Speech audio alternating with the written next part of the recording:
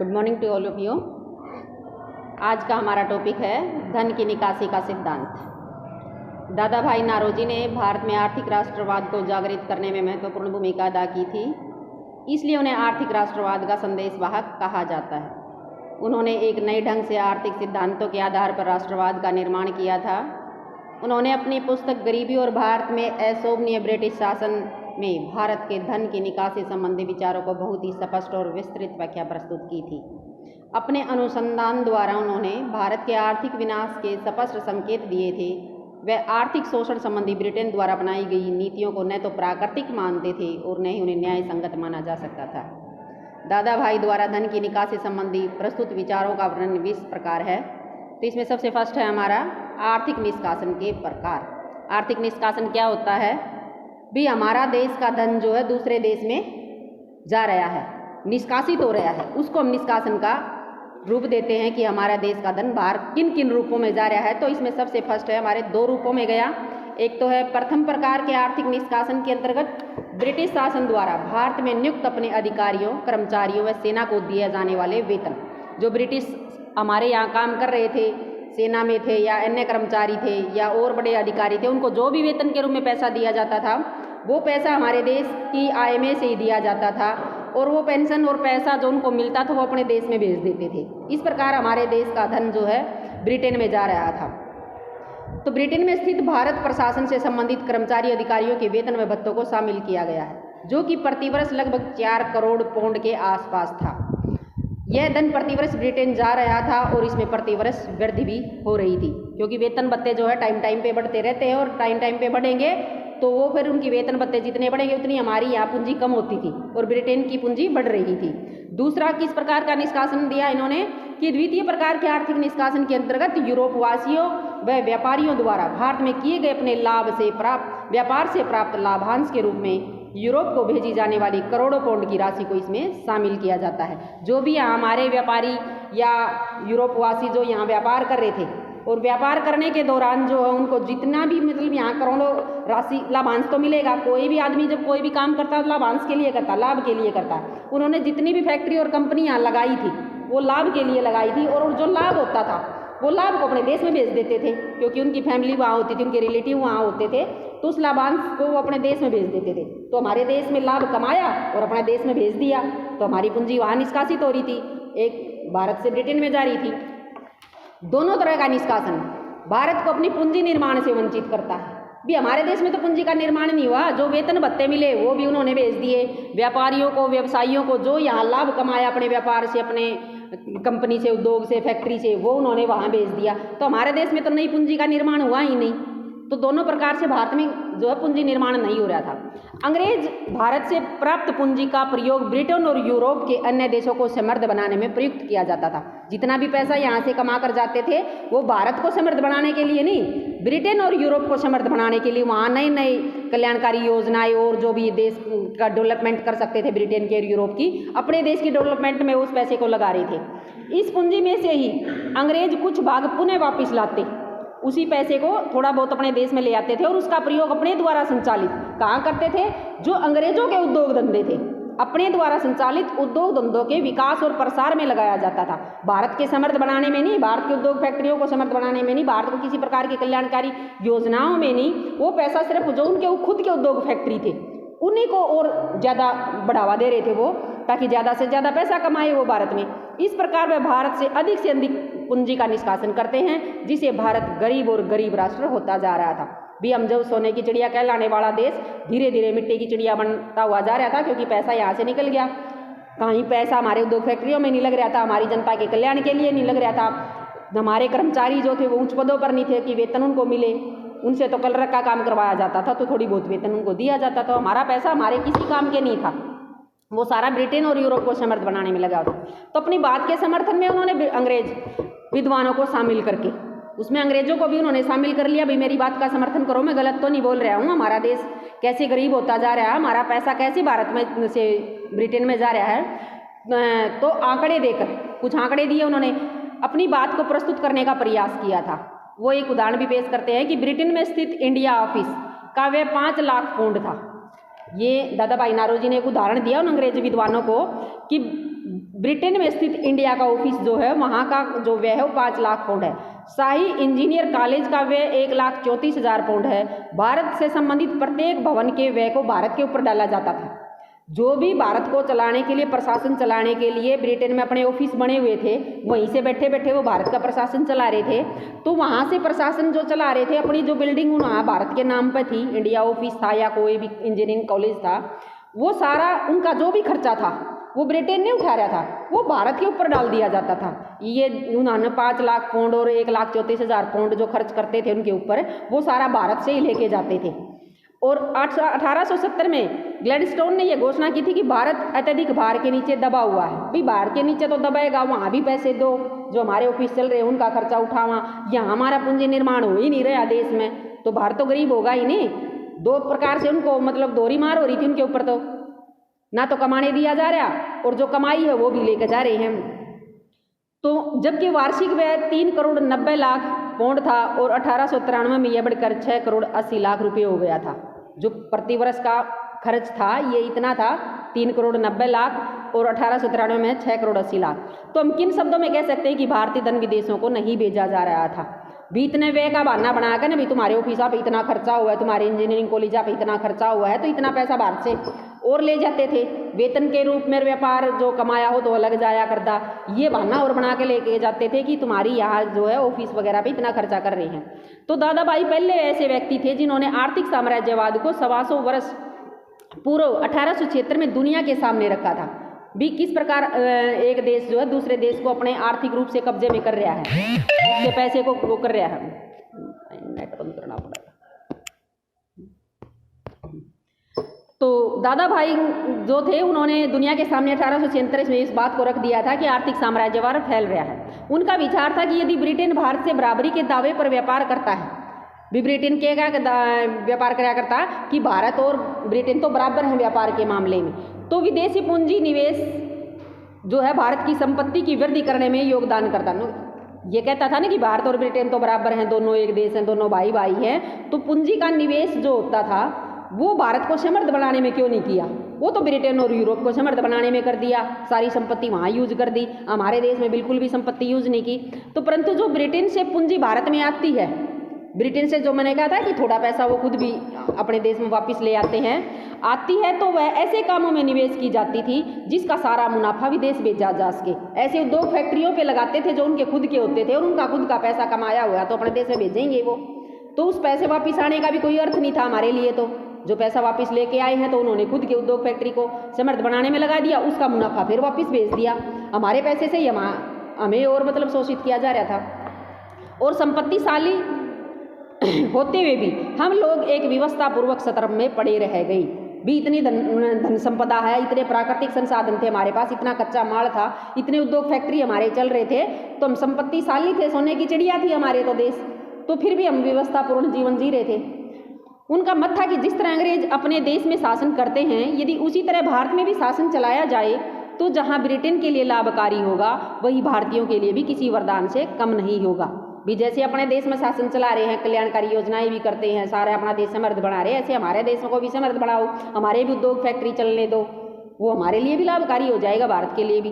तो दादा भाई नारोजी का विचार था कि धन की निकासी के कारण भारत की अधिकांश जनता जहां 20 रुपये प्रति वर्ष पर अपना गुजारा करने को विवश है, वहीं करोड़ों पाउंड प्रति वर्ष ब्रिटेन जा रहे हैं, जिससे वहां की जनता व संस्कृति समृद्ध होती जा रही है। इसी राशि में से कोई भी व्यक्ति अपनी सामाजिक और आर्थिक आवश्यकताएं पूर्ण नहीं कर सकता था। अपने लिए कैसा पैसा था भाई, भारतीयों के लिए 20 रुपये प्रति वर्ष अपना गुजारा करने के लिए व्यवस्था।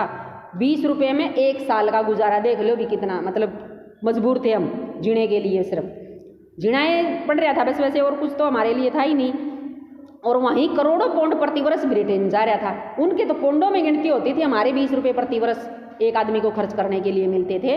तो भारत में ब्रिटेन ने जो साम्राज्यवादी व्यवस्था कायम की है, साम्राज्यवाद तुम समझते हो ना, एक देश का दूसरे देश पर अपना साम्राज्य स्थापित करना, तो वह देश के संसाधनों का धीरे धीरे नाश कर रही है, क्योंकि नील अफीम की खेती करवाने लग गए। हमारी खुद के जो हम खेती करते थे, भी धान था, गेहूँ था, पटसन था, ज्वार बाजरा कपास, जो भी हमारी खाद्य पदार्थ थे या व्यापारिक खाद्यान्न थे हमारे, वो तो सारे बंद हो गए। तो हमारा बिल्कुल धीरे धीरे पूरी तरह नाश हो रहा है। आर्थिक निकासी इस तंत्र की ओर संकेत करती है कि जिसमें निर्धन राष्ट्र का शोषण करके पहले आर्थिक अधिशेष बनाया जाता है और फिर उसका एक बड़ा भाग विदेशी व्यापार के माध्यम से भारत के विपरीत सभी व्यापारिक शर्तें रखते हुए भी इतनी शर्तें लगा दी हमारे ऊपर व्यापारी के भी हमारा अपनी कंपनी फैक्ट्री उद्योग सारे बंद करने पड़े। उस अधिशेष को अकेले ही ब्रिटेन भेज दिया जाता था। जो भी बचा करता है ना व्यापार से जो लाभांश मिलता था उस लाभांश को हमारे ऊपर तो पहले इतनी शर्तें लगा रखी थी, तुम ये शर्तें पूरी नहीं कर रहे, तुम ये शर्तें नहीं पूरी कर रहे, तो सारी मतलब उसका बहाना बना के ना पूरा अपना देश में भेज दिया जाता था। दादा भाई का विचार था कि इसके लिए निर्यात को भी प्रोत्साहित किया जाता और करों को भी। दादा भाई नारोजी ऐसे चाहते थे कि हमारा देश तो लेके गए हैं, कुछ हमें निर्यात करने का भी तो मौका देते भी। हमारे खुद के मटेरियल थे, प्राकृतिक संसाधन थे, खाद्य पदार्थ थे, हम एक तो हम निर्यात करते है ना। वो कच्चा माल ले गए, तैयार माल महंगा बेच दिया, तो हम निर्यात क्या करें जब वो कच्चा माल खुद ले गए, तो टैक्स भी ऊपर से हमारे ऊपर लगा दिया।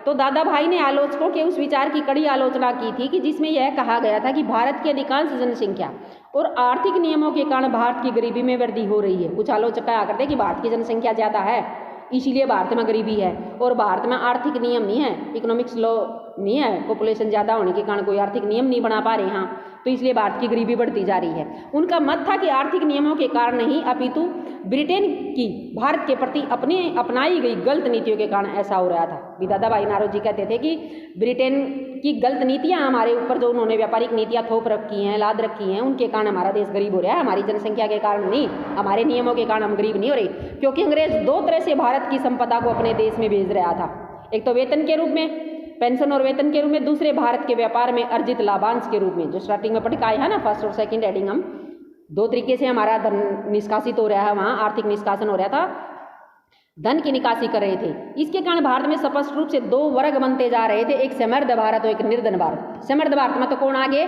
जो अंग्रेज अधिकारी थे, व्यापारी थे, और निर्धन भारत में अपने देश की जो जनता थी, उस भारत में जनसाधारण शामिल हो गया, अपने देश की जनता। तो दो तरह का भारत बन गया, एक समृद्ध भारत और एक निर्धन भारत। समृद्ध भारत में तो ब्रिटेन वाले जो यहाँ अंग्रेज बसे हुए थे हमारे देश में परमानेंट आगे बस गए थे, जो व्यापारी उद्योगपति यहाँ रहते थे वो समृद्ध भारत में हो गए, और जो हमारी खुद की जनता थी अपने देश की वो जनसाधारण में शामिल होगी, वो गरीब भारत में आ गई। तो इस प्रकार निर्धन भारत की धन संपदा और जमीन आदि छीन कर उसे मुख्य दर्शक बना दिया। भी चुपचाप बैठे देखे गए हम, हमारा धन भी छीन लिया, हमारी प्राकृतिक संसाधन भी छीन लिया, हमारी जमीन पे भी कब्जा कर लिया, अपनी मनमर्जी की खेती करवाने लग गए। तो मुख्य दर्शक मतलब चुपचाप कुछ बोल नहीं सके, तथा भारत विश्व के निर्धन देशों में शामिल हो गया।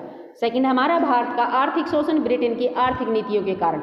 भी किस प्रकार भारत की जो ब्रिटेन की गलत आर्थिक नीतियां थी उनके कारण हमारा शोषण हो रहा था। तो बात तो वही घूमेंगी बार बार, जो हम पीछे पढ़ चुके हैं, कल आर्थिक विचार पढ़े थे उनमें भी यही बातें थी। आज जो हम पढ़ चुके हैं जितना भी धन का निष्कासन किस प्रकार, दो प्रकार से, बात तो वही चलेंगी यहाँ भी। तो फिर भी हमें दादा भाई नारोजी ने अपने आर्थिक विचारों में यह सिद्ध करने का कार्य किया है कि भारत में विद्यमान आर्थिक विषमता और आर्थिक शोषण के लिए ब्रिटिश शासन व्यवस्था और उसकी आर्थिक नीतियाँ जो उत्तरदायी है। अभी पीछे बताया था ना भी, हमारी जनसंख्या के कारण नहीं, आर्थिक नीतियों के कारण भारत में जो आर्थिक विषमता फैली हुई है, जो गरीबी फैली हुई है भारत में, आर्थिक जो शोषण हो रहा है वो भारत के नहीं ब्रिटेन की नीतियों के कारण। उन्होंने गलत आर्थिक नीतियां बना रखी है हमारे देश में। ब्रिटेन शासन का स्वरूप शोषक एवं दमनकारी इसलिए था क्योंकि यहाँ की निर्धन जनता से करों के रूप में जो धन वसूल किया जाता था, अपने ऊपर इतने लगान, तुमने देखे भी होंगी पुरानी फिल्में, उनमें देखोगे कि तुमने कितने मतलब लगान और टैक्स सारा जितना पैदा होता था उससे ज़्यादा तो उनके ऊपर लगान आ जाता था, खाने के लिए भी उनके पास अनाज नहीं बचता था। तो जनता से करों के रूप में धन वसूल किया जाता था, उसका एक बड़ा भाग भारतवासियों के कल्याण पर व्यय होने की अपेक्षा जितना टैक्स दिया करते ना, उस पैसे को हमारे ऊपर खर्च न करके अब उसे देश से बाहर ब्रिटेन को समृद्ध बनाने के लिए भेज दिया जाता था। एक तो टैक्स लाद इतने जबरदस्त लाद दिए हमारे ऊपर, इतने हैवी टैक्स हमारे ऊपर थोप दिए उन्होंने, वो देते थे। दूसरा, उस पैसे को हमें समृद्ध बनाने के लिए नहीं, भारत के कल्याण के लिए नहीं, भारत के विकास के लिए नहीं, ब्रिटेन के विकास के लिए उन्होंने इसको यूज किया था। अतः अंग्रेजों को भारत का यह आर्थिक शोषण बंद किया जाना चाहिए और कम से कम उस भारत में कमी की भारत जो यहाँ शब्द है यहाँ भार आएगी, उस भार में कमी की जानी चाहिए जो कि न्याय की दृष्टि से उसके ऊपर नहीं डाला जाना चाहिए था। तो इसमें क्या कहा गया है कि एक तो आर्थिक शोषण बंद कर दो, एक हमारे ऊपर ही इतना टैक्स लाद दिया, इतना भार जो हमारे ऊपर लाद दिया इसको कम कर दो। न्याय की दृष्टि से देखा जाए तो हमारे ऊपर इतने टैक्स नहीं डलने चाहिए जब हमारे यहाँ उस पैसे को यूज ही नहीं करते। उन्होंने अंग्रेजों द्वारा भारत के आर्थिक शोषण को विश्व के सामने प्रस्तुत किया, भी सारे संसार को बताया कि किस प्रकार अंग्रेज जो है हमारा आर्थिक शोषण कर रहे हैं, और इसके लिए ब्रिटिश शासन तंत्र को गंभीर और व्यवहारिक प्रयास करने की चेतावनी दी भी या तो आप सुधर जाओ, अपने शासन करने का तरीका बदलो गंभीर रूप से और व्यवहारिक रूप से, तथा भारत का आर्थिक शोषण रोका जा सके और भारत का सर्वांगीण विकास हो सके भी। नहीं तो हम कुछ कानूनी कार्रवाई करेंगे, आंदोलन करेंगे, कोई ना कोई तो करेंगे, तभी तो आंदोलन हुए, भारत का शोषण हुआ, तभी तो भारतीयों ने क्रांति की आंदोलन किए, तभी तो देश आज़ाद हुआ ना। क्योंकि अगर वो ठीक ठाक शासन करते रहते, हमारा भी ठीक विकास होता रहता, तो शायद भारतीय ना भी आंदोलन करते और हमारा देश शायद अब तक आज़ाद नहीं होता। उसकी गलत नीतियों के कारण, दमनकारी नीतियों के कारण हमारा शोषण हुआ, तो हम राष्ट्रवाद के लिए जागृत हुए, अपने देश के प्रति हमारे देश में मन में भावना जागृत हुई भी हम क्यों शोषण के नीचे दबे, तभी क्रांतियाँ हुई, तभी आंदोलन हुए, तभी हमारा देश आज़ाद हुआ। थर्ड है हमारा भारतीय व अंग्रेजों की आय व कर में अधिक अंतर। दादा भाई नारोजी का विचार था कि अंग्रेजों के द्वारा भारत की जनता से अत्यधिक कर वसूल किया जाता है, जबकि उसकी आमदन काफ़ी कम है। भारत में आमदन और कर के मध्य अंतर ब्रिटेन की तुलना में काफ़ी अधिक है। अभी पीछे भी आता ना भी टैक्स, इतनी आमदनी तो सही नहीं, इतना टैक्स ला दिया हमारे ऊपर, तो डिफरेंस कितना हो गया ना, एक तो आमदनी हो उसमें तो टैक्स दिया, एक आमदनी भी नहीं फिर टैक्स भी दिया, तो दोनों में काफ़ी अंतर था। वर्तमान में सरकार द्वारा भारतीयों से जो कर वसूला जा रहा है वह कर हमारे पूर्वजों की अपेक्षा काफ़ी अधिक है। हमारे पूर्वज इतना टैक्स नहीं लेते थे जब हमारा खुद का शासन था अंग्रेजों से पहले। तो ब्रिटेन में जो कर सरकार द्वारा अपने नागरिकों से वसूल किया जाता है, ब्रिटेन के ही नागरिकों को जो टैक्स लगाती है अपने देश में, उसका बड़ा भाग नागरिकों पर उनकी कल्याणकारी योजनाओं पर व्यय कर देती है। ब्रिटेन में जो टैक्स लिया जाता है उस टैक्स को ज़्यादातर जो है ब्रिटेन की जनता के कल्याणकारी योजनाओं पर लगाते हैं, लेकिन परंतु वह भारत में ऐसा नहीं करती। प्रथम तो आय की तुलना में अत्यधिक कर वसूल करती है, दूसरा करों का बड़ा भाग वह ब्रिटेन को समृद्ध करने के लिए भेज देती है। उनका टैक्स उन्हीं के देश में लगे, हमारे देश का टैक्स लेकर भी उन्हीं के देश में लगे, है ना। तो दादा भाई के अनुसार कर लगाने और व्यय करने में जब भारतीयों का कोई हाथ ही नहीं होता भी, हमारे ऊपर टैक्स लगाकर हमारे ऊपर खर्च ही नहीं होता, तो उन पर भारी कर लगाना किसी भी दृष्टि से उचित प्रतीत नहीं होता भी। हमारे ऊपर कर ही क्यों लगाते हो जब हमारे ऊपर व्यय ही नहीं होता।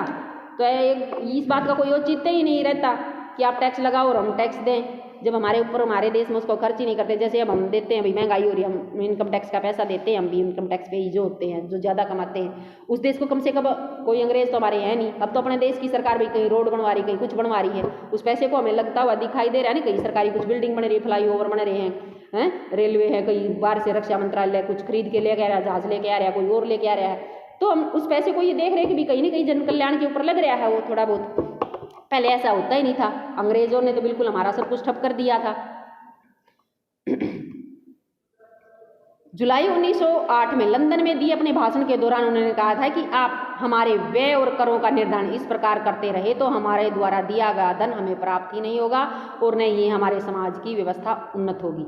भी जो पैसा हम देते हैं उसका पैसे का कुछ भाग हमें मिलता ही नहीं, तो हमारा समाज कैसे उन्नत हो, हम तो बिल्कुल पिछड़ जाएंगे। हमारा इस प्रकार टैक्स लेके जाते रहे तो यहाँ से अपने भारत को शोषण की दृष्टि से ही देखा था। आपने यह महान साम्राज्य हमारे करों से ही खड़ा किया है। उनका अंग्रेजों ने यहाँ जो इतने बड़े उद्योग फैक्ट्री कंपनी लगा रहे हो, ये पैसा हमारा है, हमारे टैक्स पे ही है, हम जो टैक्स देते हैं उस टैक्स से ही आपने इतना बिजनेस खड़ा किया है। उनके इस विश्लेषण ने भारतीयों के साथ साथ अंग्रेजों की भी आंखें खोल दी थी। फोर्थ है हमारा भारतीय गरीबी के चित्रण का प्रस्तुतिकरण। दादा भाई नारोजी ने अपनी दोनों पुस्तकों भारत की गरीबी और भारत में गरीबों और अंग्रेजों का अशोभनीय शासन में भारतीय गरीबी का प्रस्तुतिकरण किया है। 1876 में दादा भाई ने लिखा है कि भारत की आय काफ़ी कम है और यह लगभग 20 रुपये प्रति वर्ष के आसपास होती है। भी इतनी है कमाई है अपनी, 20 रुपये एक साल में मिला है अपन। अंग्रेज करों से एकत्रित राशि के रूप में जो धन राशि भारत से बाहर ले जाते हैं और उसका बहुत कम राशि का माल ब्रिटेन से भारत में लाते हैं। इतना पैसा लेकर जावे हैं, उसके मुकाबले माल थोड़ा लेकर आवे अपने यूज के लिए। वो भारतीयों को क्यों, अपनी कंपनी फैक्ट्री उनके खुद के थे, तैयार माल बेचा कर दे। उन्होंने अनेकों आर्थिक पक्षों से तरह तरह के प्रमाण और आंकड़े देकर यह समझा कि किस तरह पिछले 120 वर्षों से भारत एक निर्धन देश बनता जा रहा है। इतने तथ्य और आंकड़े इकट्ठे कर दिए क्योंकि ये इकोनॉमिक्स थे, अर्थशास्त्री थे ना एक अच्छे, तो अर्थशास्त्री होने के नाते इन्होंने इतने तथ्य और आंकड़े एकत्रित कर लिए थे कि ये सबको समझाने में आसानी होगी कि किस प्रकार 120 वर्षों से भारत गरीब होता जा रहा है। भारत की गरीबी के लिए ब्रिटिश शासन और अधिकारियों द्वारा प्रशासन और सेना पर व्यय किए जाने वाले गैर आवश्यक खर्चे उत्तरदायी है। तो इतनी बड़ी सेना कर ली अंग्रेजां लड़ने खातिर अपने लिए, और फिर उसके ऊपर हमारे देश में कमाई करके उनको समर्थ बना रही है सेना को भी हमारे खिलाफ। फिर वहाँ अंग्रेज हमें ही भारतीयों को मारने लग रहे हैं, अत्याचार करने लग रहे हैं। तो भारत की अपार धन संपदा ब्रिटिश जाने के कारण राष्ट्रीय पूंजी का अत्यधिक ह्रास होने के फलस्वरूप भारत घोर दरिद्रता के गर्त में गिर गया है। दादा भाई द्वारा प्रस्तुत विचारों की पुष्टि अनेकों अंग्रेजों द्वारा भी की गई, जिसमें हम सर डेविड बारबूरा और एवलिन बेरिंग को शामिल करते हैं। इनकी पुष्टि अंग्रेजों ने कर दी थी, इस बात की पुष्टि भाई आप सही कह रहे हो, आपके तथ्य और आंकड़े सही है, सही में असली रूप में आपका जो है शोषण हो रहा है। 1901 में कर्जन ने भी भारतीयों के प्रति व्यक्ति औसताएं का मूल्यांकन करवाया था। भी एक व्यक्ति की कितनी कमाई 20 रुपये में कैसे गुजारा कर रहे हैं, ये ऐसा लॉर्ड कर्जन ने भी किया था। नेक्स्ट हमारा श्रमिकों की दयनीय स्थिति। दादा भाई नारोजी भारत और ब्रिटेन के श्रमिकों की दयनीय स्थिति से अच्छी तरह परिचित थे और उसमें सुधार के प्रबल इच्छुक थे। ब्रिटिश उद्योगवाद के प्रति उनकी गहरी रुचि व ज्ञान था और श्रम की मान्यता और रक्षा हेतु उन्होंने औद्योगिक आयुक्तों के न्यायालय की स्थापना की एक योजना बनाई थी। उन्होंने श्रमिकों के लिए पेंशन योजना और वृद्ध व्यवस्था पेंशन योजना की भी आरंभ की थी। भी पहले ये जब रिटायर हो जाते हैं, काम करने लायक नहीं रहते, एज्ड हो जाते हैं, तो उनको वृद्ध व्यवस्था जो जैसे अब बुढ़ापा पेंशन मिलती है ना, वैसे इनको जैसे काम छोड़ेंगे, जैसे हमारे यहाँ सरकारी को 58 साल के बाद रिटायरमेंट के बाद पेंशन मिलती है ना, तो इसलिए इसकी इन्होंने सिफारिश की थी भी इनको पेंशन मिलनी चाहिए वृद्ध व्यवस्था में। एम्स्टर्डम में आयोजित हुए अंतर्राष्ट्रीय समाजवादी सम्मेलन में उन्होंने भाग लेकर भारतीय श्रमिकों की दुर्दशा का मार्मिक चित्रण दुनिया के सामने प्रस्तुत किया था। इस सम्मेलन में गए थे, अंतर्राष्ट्रीय समाजवादी सम्मेलन था, भी कहाँ कहाँ कैसे क्या चल रहा है, तो उन्होंने भारतीयों की श्रमिकों की दशा का वहाँ खड़े होकर चित्रण किया था कि किस प्रकार हमारा शोषण हो रहा था। उन्होंने ब्रिटिश नीतियों के कारण भूखमरी की कगार पर पहुंच चुके भारतीय श्रमिकों और किसानों की आवाज़ ब्रिटिश संसद में उठाई थी। इस तरह उन्होंने श्रमिक प्रेम के कारण वह भारतीय व ब्रिटिश श्रमिकों में काफ़ी प्रिय थे, पसंद करते थे श्रमिक वर्ग लोग उनको, क्योंकि वो उनकी आवाज़ उठाते थे। उनकी दुर्दशा का चित्रण ब्रिटिश संसद में भी उन्होंने प्रस्तुत किया था। नेक्स्ट हमारा शाही आयोग की नियुक्ति की मांग। दादा भाई नारोजी ने भारत के आर्थिक शोषण और ब्रिटेन और भारत के मध्य वित्तीय संबंधों की जांच करने के लिए शाही आयोग गठित करने की मांग की थी। भाई एक ऐसा आयोग बनाएंगे जो इस बात की जाँच करेगा कि सही असली रूप में ब्रिटेन हमारा कैसे शोषण कर रहा है। उनका विचार था कि ब्रिटिश शासन द्वारा किन विधियों से भारतीयों का आर्थिक शोषण किया जा रहा है, किस तरह भारतीय धन का प्रभाव ब्रिटेन की ओर हो चुका है, इसकी जांच के लिए एक शाही आयोग का गठन किया जाना चाहिए। कि किस प्रकार हमारा शोषण हो रहा है, कैसे हमारा पैसा अपने देश से बाहर जा रहा है, तो इनकी जांच करनी चाहिए। दादा भाई द्वारा देश के आर्थिक जीवन, विशेष रूप से भारतीय वित्तीय स्थिति के विषय में प्रस्तुत आंकड़ों के आधार पर वह ब्रिटेन द्वारा भारतीय आर्थिक दशा की जांच करने के लिए एक संसदीय समिति की नियुक्ति में करने में सफल हो गई थी। भी आयोग तो नहीं गठित हुआ, एक समिति कमेटी बना दी थी कि जांच करेगी। उस समिति के समक्ष उन्होंने 16,000 शब्दों में अपने विचारों को प्रस्तुत किया था। देखो 16,000 शब्द थोड़े नहीं होते, कितने शब्द में उन्होंने पूरा अपना लेख लिख कर दे दिया था, आंकड़े तथ्य दे दिए थे भी ऐसे ऐसे शोषण हो रहा है। निष्कर्ष संक्षेप में दादा भाई नारोजी के आर्थिक विचारों पर सर्वोच्च स्थान प्राप्त धन की निकासी संबंधी विचारों का अध्ययन करने के पश्चात हम इस निष्कर्ष पर पहुंचते हैं कि दादा भाई ने अपनी दूरदर्शिता से भारतीय की दयनीय आर्थिक स्थिति का ध्यान बहुत पहले ही अपनी ओर आकर्षित कर लिया था। उन्होंने तो काफ़ी समय पहले ही ये बताने लगे थे कि कैसे हमारा आर्थिक शोषण हो रहा है, कैसे हमारे देश का धन बाहर जा रहा है। उन्होंने न केवल धन की निकासी संबंधी विचार प्रस्तुत किए, अपितु उसकी रोकथाम के उपाय भी बताए थे। दादा भाई के अनुसार प्रशासन का भारतीयकरण कर दिया जाना चाहिए। सभी उच्च पदों पर आसीन ब्रिटिश व यूरोपीय नागरिकों को पद छोड़ने के लिए आदेश दिए जाने चाहिए। जो उच्च पदों पर बड़ी बड़ी वेतन लेते हैं ना, बड़ी बड़ी पेंशन लेते हैं, सारे वो विदेशी थे, ब्रिटेन के थे या व्यापारी थे या यूरोपीय थे, उनको तो पद छोड़ दो और हमारे नागरिकों को बिठाओ ताकि हमारे लोग भी समृद्ध हो जाएं।